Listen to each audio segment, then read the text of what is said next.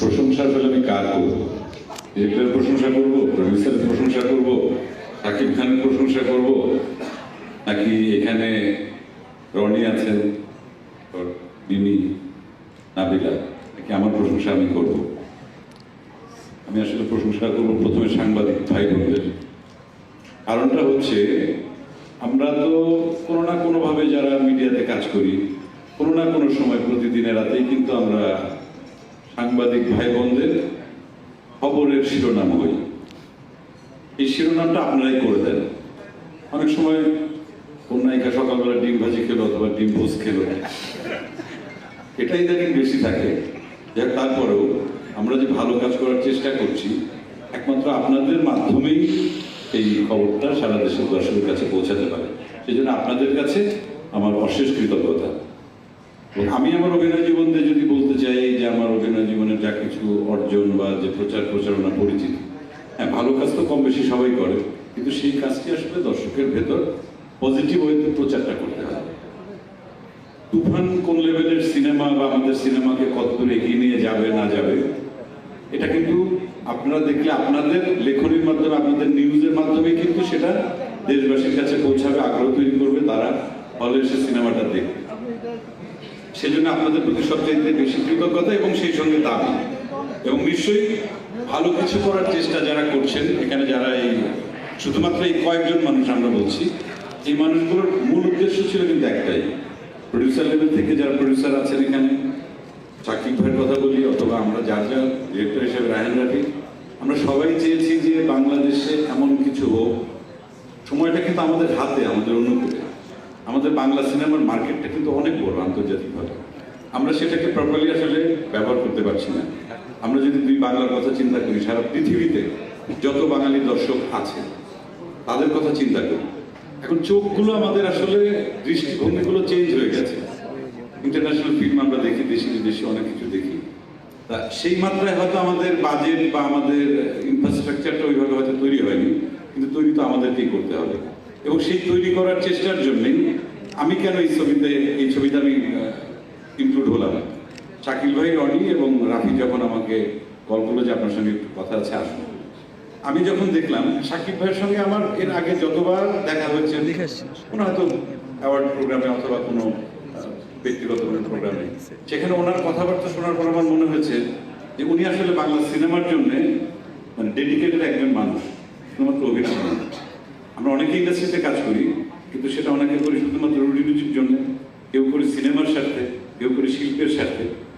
এই মানুষটার সঙ্গে আমার যতবার কথা হয়েছে আমার মনে হয়েছে যে তার যত জনপ্রিয়তা, সর্বোচ্চ জনপ্রিয়তা বাংলাদেশে আছে, এটাকে যদি ঠিকঠাক মতো কাজে লাগানো যায়, আমাদের সিনেমাকে চেঞ্জ করা সম্ভব, আন্তর্জাতিক মানে নেওয়া সম্ভব, এবং আমাদের আন্তর্জাতিক বাজারে আমাদের একটা বিস্তৃতি ঘটানো সম্ভব। সেই জায়গা থেকে যখন আমাকে এনারা তিনজন ডাকলেন, রাফি, তারপর শাকিল ভাই এবং রনি, তখন আমাকে যখন এই প্রস্তাবটা দেওয়া হলো, আমি আসলে আগে থেকেই চেষ্টা করছিলাম, এবং আমার আর শাকিব ভাই যত আড্ডা হয়েছে, খুব কম হয়েছে যদিও, কিন্তু সেই আড্ডার ভিতর কিন্তু মোটামুটি একটা জিনিসই সবসময় বের হয়ে আসছে যে আমাদের একসঙ্গে কাজ করা উচিত। এটা আমারও যেমন বিশ্বাস ছিল, এবং এটা একটা আমার জন্য কি বলবো, আমি বলবো যে একটা সুযোগই, যে দেখি আমরা যদি একসঙ্গে কাজ করে, যদি আমার কিছু দর্শক আছে, তার অনেক দর্শক আছে, বা আমরা একসঙ্গে কাজ করলে পরে যদি অধিকাংশ দর্শককে যদি আমরা সিনেমা হলে আনতে পারি, আমরা নেক্সট টাইম অনেক বড় বড় বাজেট নিয়ে আমরা বড় বড় ছবি করতে পারবো। সেই সঙ্গে কলকাতার দর্শককে ইনক্লুড করা, মিমিও এখানকার মানে মোস্ট পপুলার একজন অ্যাক্টর, আমি যেটা বলবো তার জনপ্রিয়তা ওখানে তুঙ্গে। তার মানে কি, আমরা আমাদের সঙ্গে আমরা একাত্ম হয়ে কাজ করবো, সেই সঙ্গে কিন্তু আমার মনে হয় কি যে সারা পৃথিবীতে যত বাংলা ভাষাভাষী আছেন, যত দর্শক আছেন, তাদেরকে শুধুমাত্র ছোট্ট একটা শক্তি দিয়ে আসলে তাদেরকে ধরা সম্ভব না। শক্তিটাকে আসলে বৃহত্তর করতে হবে, সেই সঙ্গে আমাদের একসাথে কাজ করতে হবে। এবং এই ছবিতে আমি রাফিকে স্পেশাল একটা থ্যাঙ্কস জানাই, যে চরিত্রে যাকে প্রয়োজন, তার ব্যাকগ্রাউন্ড কি সেটা রাফি খুব ভালো করে জানে, কোন মানের অভিনেতা সেটা সে খুব ভালো করে জানে। তাদেরকে এই এক ক্যানভাসে রাফি তাদেরকে এনেছে, এবং আপনারা যখন দেখবেন ছবিটা, এটা আপনাদের বলতে হবে। এবং আমি আপনাদের কাছে দাবি রাখি, সাংবাদিক ভাই বোনদের কাছে, যে সবসময় কিন্তু ছিল ভালো কাজের পেছন দিয়ে টান দেওয়া, পিছিয়ে নিয়ে যাওয়া, কিন্তু আপনারা যদি ইন্ডাস্ট্রির কথা চিন্তা করেন, ইন্ডাস্ট্রি ভালো চিন্তা করেন, বাংলা সিনেমার ভালো চিন্তা করেন, এবং আমরা যারা এখানে আছি অথবা আমরা যারা চিন্তা করছি, আমরা বোধহয় একাত্ম হয়ে যদি কাজ করি সিনেমার ভালোর জন্য, আমাদের সিনেমা, বাংলা সিনেমা আন্তর্জাতিক মানে পৌঁছাতে তো বটেই, সেই সঙ্গে আমরা বিশ্ব সিনেমার বাজার আমরা দখল করতে পারবো, কারণ আমাদের দর্শক প্রচুর। সবাইকে অনেক ধন্যবাদ। আপনার প্রশ্ন আছে? অসংখ্য অসংখ্য ধন্যবাদ। আমি এবার চলে যাব আয়নার রিদির কাছে। আমি অবশ্য যখন প্রেস কনফারেন্স হয়েছিল মানে ঘোষণা অর্থাৎ তুফান এবং দমের, আমি নাবিলাপুর ডান দিকে দাঁড়িয়েছিল, তো আমি ভেবেছি বোধহয় এবারও মনে হয় সম্ভবত আয়নাবাজি সেই জুটি নিয়ে সিনেমা বানাচ্ছে, কিছু তো বলছে না, আমিও জানি না। এবং আমি আন্দাজ করেছিলাম যে আপু মনে হয় তাহলে দমে চঞ্চলের সাথে অভিনয় করবে। পরে যখন পোস্টার দেখলাম তুফানের, আমার মাথার উপর দিয়ে তুফান আসলে উড়ে গেল, এরকম একটা অবস্থা। যাই হোক, আমার এবার মাসুমা রহমান নাবিলা আপনার কাছে জানতে চাওয়া যে সেই 8 বছর পর আবার বড় পর্দায় আপনি কাজ করলেন, সেখানে রয়েছেন বাংলাদেশের মেগাস্টার শাকিব খান, রয়েছেন ওপর বাংলা মিমি চক্রবর্তী এবং আপনার আয়নাবাজির আয়না। মানে আপনার আসলে কি এক্সপেকটেশন এই সিনেমা থেকে, এবং যদি একটু জানতে চাই আপনার অভিজ্ঞতা তাহলে কি বলবেন?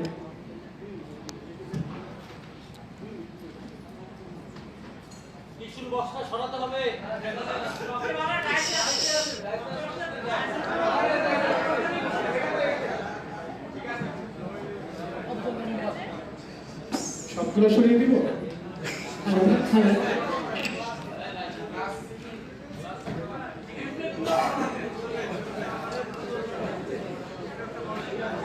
প্রথমত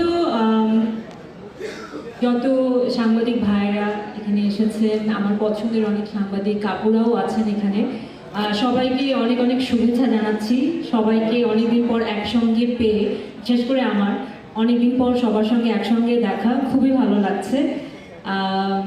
আর বউয়ের যে প্রশ্নটা ছিল, আমার আসলে সেই প্রশ্নের উত্তরে আমাদের ডিরেক্টর রাফি অনেকখানি উত্তরটা দিয়ে দিয়েছিল। এই আয়নাবাজির পর থেকে আসলে সবাই আমাকে একটা প্রশ্ন করতো কবে একটা সিনেমা করবো, এবং আমি বরাবরই বলে আসছিলাম যে আমি আসলে খুব সিনেমা করতে চাই।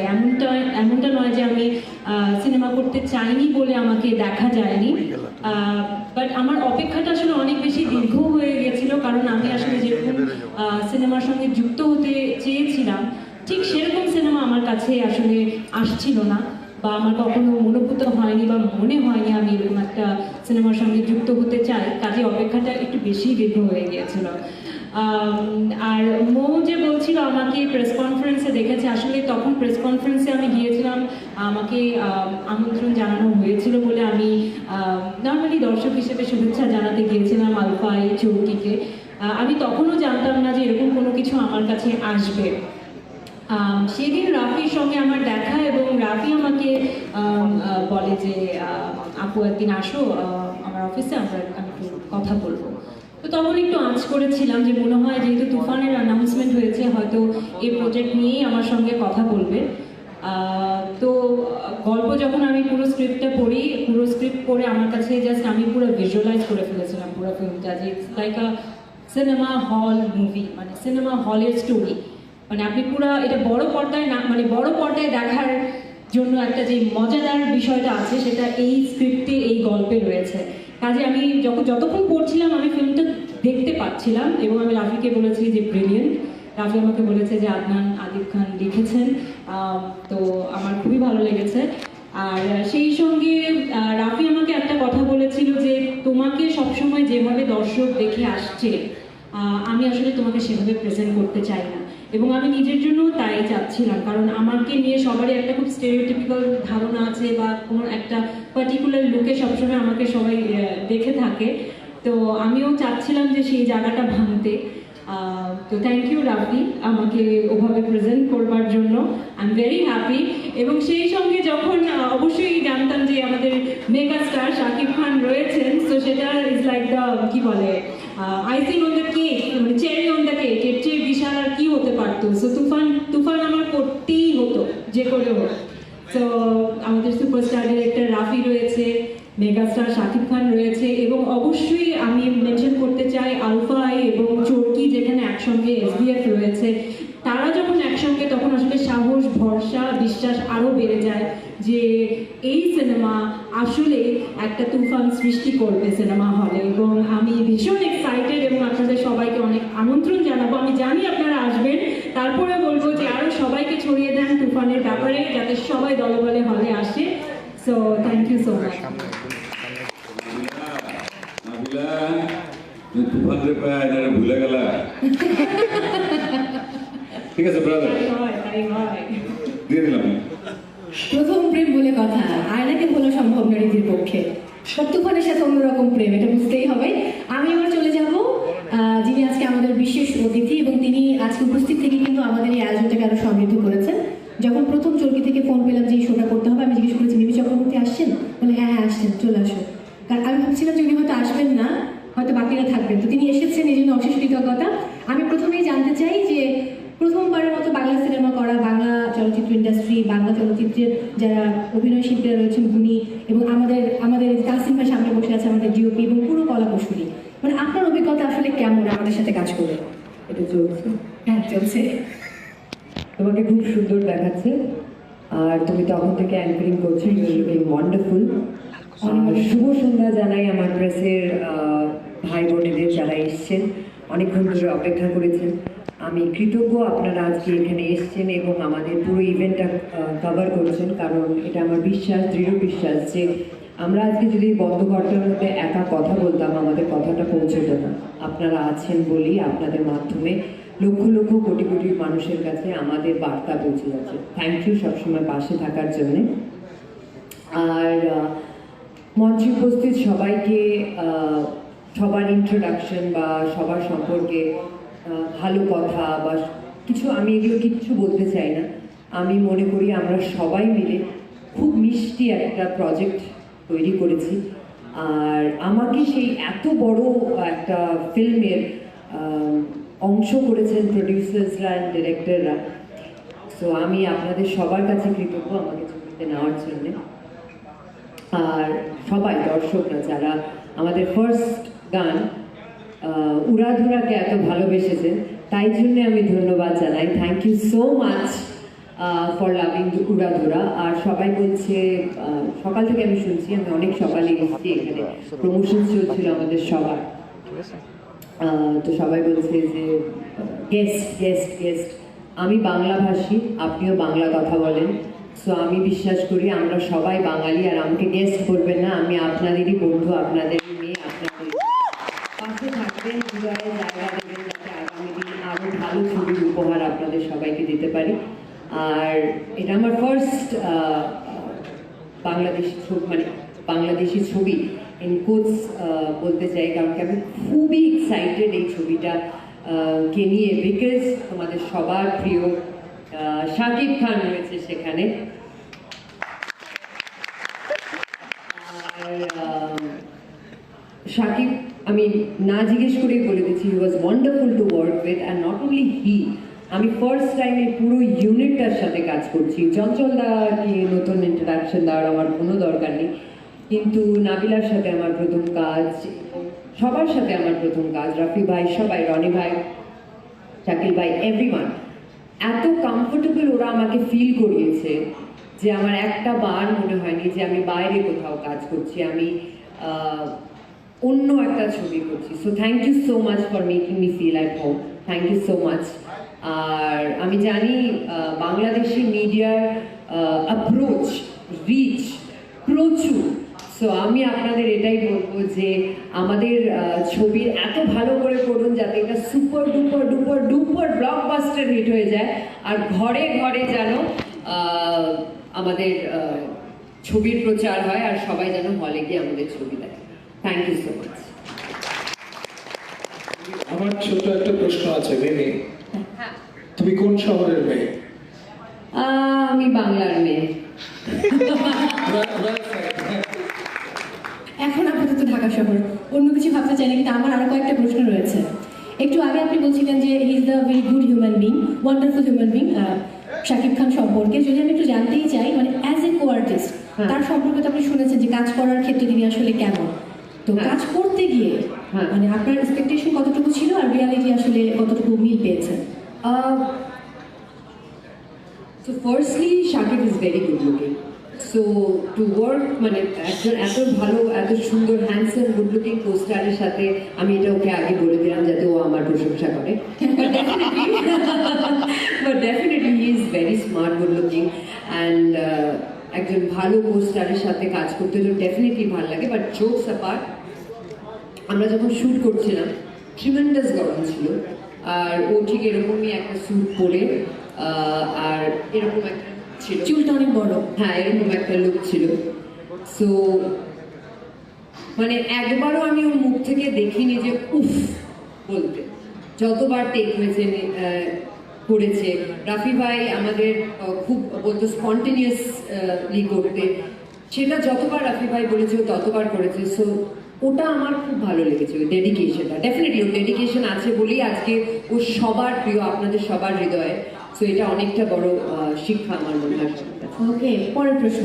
এই যে এবার গান এবং এবার look, এইবার তোমার টার্ন আমার প্রশংসা করার না হ্যাঁ তার প্রসঙ্গে আসবো, তার আগে মিমি আপু, আমরা গান এবং লুকটা দেখার পর আমরা বাংলাদেশের সবাই কিন্তু পুরো উড়ে গেছে তুফানের তোড়ে। বাট এই গানটা যখন রিভিল হলো উড়াধুরা, তারপর ওপার বাংলায় তুফানের তোড়টা কতটা ছিল এবং আপনি সেটা কতটুকু অনুভব করেছেন? এই মানে এটা বলা নিজের জিনিসটাকে মানে নিজের গানকে আমি এবং ওটার পপুলারিটি নিয়ে কথা বলাটা খুব ডিফিকাল্ট কিন্তু আমার মনে হয় ভিউজ দেখেই সবাই বুঝতেই পারছে যে দর্শক কতটা ভালোবেসেছে আর আমাদের এই গানটার কতটা পাশে আছে সো আমাদের উড়াধুরা গান শুনে সবার হৃদয় উড়াধুরা হয়ে গেছে so that is the most important. Okay, সবার হৃদয় কিন্তু উড়াধুরা অবস্থা। আমি এবার তার কাছে চলে যাবো যার জন্য আমরা ওয়েট করে বসে আছি অলরেডি। তুফান বইছে, কিছুদিন পর হয়তো আমরা দেখতে পাবো যে টর্নেডো বইবে। আমি জানি না কথাটা কতটুকু সত্য। আমাদের মেগাস্টার শাকিব খান, তার কাছে যেতে চাই। আমার আসলে এটাই প্রথম প্রশ্ন যে অলরেডি আমরা টিজার দেখেছি, ফার্স্ট লুক দেখেছি, গান দেখেছি, তারপর কিন্তু তুফান বয়ে যাচ্ছে। মানে আসলে কি সিনেমা হলে যাওয়ার পর সেখানে টর্নেডো বইবে? Thank you. আসসালামু আলাইকুম। আমি সবসময় আবার যে কোনো ভালো কাজ শুরু করি আমার এই পরিবারকে সাথে। আমার এই বিনোদন সাংবাদিক পরিবার গত 25 বছর ধরেই আমি তাই করেই আসছি। তুফানের ডিক্লারেশন যখন দিয়েছি তখন আপনাদের সাথে নিয়েই দিয়েছি। আজ এটা আসলে তেমন কোনো প্রেস কনফারেন্স প্রেস মিট আমি ওইরকম ভাবে দেখি না কখনো। এটা দেখি যে অনেকদিন পর পর আমাদের একসাথে দেখা হয়, আমরা একই পরিবারের মানুষ, আমরা চলচ্চিত্র পরিবার, আমরা বিনোদন কর্মী, প্রযোজক, পরিচালক, শিল্পী, কলাকুশলী এবং বিনোদন সাংবাদিক। আমরা সকলেই কিন্তু একটা পরিবারের মানুষ। সবসময় দেখা হয়ে ওঠে না, সবার সাথে সবার একটা কুশল বিনিময় হয়, সুন্দর একটা সময় কাটে, সুন্দর কিছু মুহূর্ত ধারণ হয়। এই সময়টাকে, এই বিষয়টাকেই আমি খুব এনজয় করি এবং প্রাধান্য দিই। যাই হোক,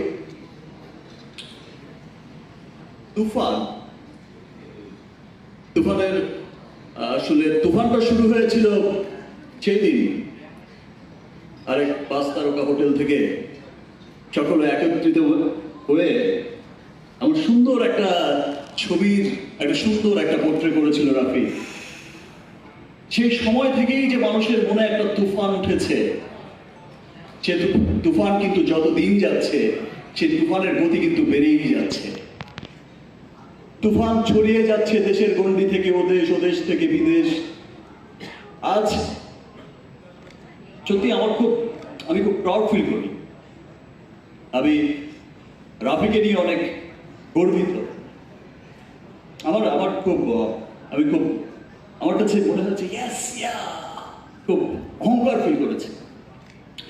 আমি যখন দেখেছি যে রাফি এসে একটা সুন্দর গ্রাফসের মধ্য দিয়ে তার এই চমৎকার টিমকে নিয়ে, সম্ভবত কি হয় আপনারা সকলেই জানেন যে আমরা যখন রাফি তো ইন্ডিয়াতে অচেনা, এটা ওর প্রথম সিনেমা ডিরেক্টর হিসেবে প্রথম কাজ। অনেক বড় বড় টেকনিশিয়ান কাজ করেছে, আমাদের দেশ থেকেও যেমন খুব খ্যাতনামা টেকনিশিয়ানরা কাজ করেছে, ওখান থেকেও তো অনেক বড় বড় টেকনিশিয়ানসরা কাজ করেছে, অনেক বড় বড় প্রযোজনা সংস্থা, বড় বড় শিল্পী, সবকিছু বড় বড় সমন্বয়ে কিন্তু হয়েছে তুফান। তো তখন আমি যখন দেখেছি ওর শর্ট ডিজাইন দেখে, সেই বিখ্যাত ফাইট মাস্টার, সেই বিখ্যাত কোরিওগ্রাফার, সেই বিখ্যাত সাউন্ড রেকর্ডিস্ট, সেই বিখ্যাত বিখ্যাত মানুষদের চোখ বড় হয়ে যাচ্ছে, যে কি শোনাচ্ছে, এটা কি গ্রাফের কথা বলছে, 100 একটা ফাইট 4 মিনিটের, এটা কিভাবে সম্ভব? এবং সেটা যখন আপনারা সিনেমা হলে সবাই দেখবে তখন সত্যি আসলে সবার খুব গর্ব লাগে। তো তখন থেকেই আমি আসলে রাফিকে নিয়ে খুবই গর্বিত যে আজকে তুফানের বাজেট যা, এবং আমি খুব প্রাউড করেই তখন সেখানে বলতাম যে আজকে তুফানের বাজেট যা, রাফি হচ্ছে এমন একজন পরিচালক, বাজেটটা যদি সেটা কেজিএফ এর বাজেটে হয় তারপরে রাফির কম পড়েই যাবে। সেটা খরচ করার মতো মেধা, সেটা খরচ করার মতো সেই টাকা দিয়েই, সেই 200-400 কোটি টাকা দিয়ে সিনেমা বানানোর মেধা লাগে। কিন্তু সেই 500 কোটি টাকা খরচ করে সিনেমা বানাবে, 200 কোটি টাকা খরচ করে সিনেমা বানাবে, সেই 200 কোটি ইউটিলাইজ করার মতো ক্ষমতা থাকতে হবে ডিরেক্টরকে। তো আমি গর্ব করে বলতাম যে রাফি হচ্ছে এমন একজন ডিরেক্টর যাকে 500 কোটি টাকা দিলে পরেও বলবে যে ইয়েস, আর 500 কোটি হলে আমার সিনেমাটা আরো অন্যরকম হতো। চমৎকার চমৎকার চমৎকার। রাফির আসলে প্রশংসা কি করব, ইতিমধ্যে তো তুফান উঠিয়েই দিয়েছে। টিজার রিলিজের পর থেকে আমার সত্যিই খুব ভালো লাগছে, বিকজ আপনারা তো আমার সঙ্গে সবসময় আছেন, ফুটেজগুলো আপনাদের কাছেই আছে। আমি সবসময় একটা কথা অনেক বছর ধরেই বলে আসছি যে আসলে আমি আমার দেশের সিনেমাটাকে আমি শুধু এই গণ্ডিতে বেঁধে রাখতে চাই না। আমি ঈদের দিন সকালে নামাজ পড়ে এসে আমি বা আমার ঈদের সময় থেকে আমি সেই স্বপ্ন দেখতে চাই যে ওকে ফাইন, ইংল্যান্ডের কি অবস্থা, ডাবলিনের কি অবস্থা, আর নিউ ইয়র্কের কি অবস্থা, নিউ জার্সি, এলের কি অবস্থা, অস্ট্রেলিয়ার কি অবস্থা, নিউজিল্যান্ডের কি অবস্থা, ইটালির কি অবস্থা, সুইজারল্যান্ডের কি অবস্থা। আমি সবসময় শুনতে চেয়েছি ওকে ফাইন, মিডল ইস্টের কি অবস্থা। মিডল ইস্টের তো অনেকগুলো দেশ, দেশে দেশে খবর আসছে, আমি সেই খবরগুলোই সবসময় দেখতে চেয়েছি, সেই বিষয়টাই সবসময় দেখতে চেয়েছি। এবং ইনশাআল্লাহ গত বছর থেকেই এই গ্লোবাল জার্নিটা কিন্তু আমাদের শুরু হয়েছে।